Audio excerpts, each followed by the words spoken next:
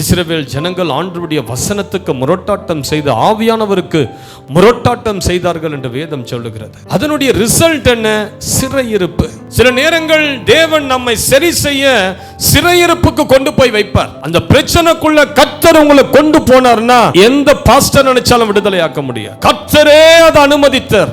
சில பிசாசுகளை என்னதான் ஜெபம் பண்ணாலும் துரத்த முடியாது. ஏன்? சில குடும்பத்தில் இருக்கிற பிரச்சனைகள் பாடுகள் என்னதான் ஜெபம் பண்ணாலும் சரி செய்ய முடியாது. ஏன்னா அது தேவனால் அனுமதிக்கப்பட்ட ஒரு சிறையிருப்பு. நமக்கு கர்த்தர் நல்ல நாட்களை கொடுத்திருக்கும் போது அந்த நல்ல நாட்கள்ல நம்ம கர்த்தருக்கு பிரியமில்லாம நடந்ததின் விளைவு தான் இப்ப நம்முடைய கண்ணீரின் பாதை. தேவன் நமக்கு எவ்வளவோ நல்ல ஆசீர்வாதமான நாட்களை கொடுத்திருந்த போது அதெல்லாம் உதாசீனப்படுத்தி அசுத்தத்திலும் இச்சையிலும் நம்முடைய சொந்த மாமிசத்தை திருப்திப்படுத்த இந்த உலகத்தின் சிற்றின்பங்களை அனுபவித்து வாழ்ந்ததினுடைய விளைவு என்ன? கண்ணீரின் நாட்கள், கண்ணீரின் பாதை, இருள் சூழ்ந்த நாட்கள், இருள் சூழ்ந்த காலங்கள்.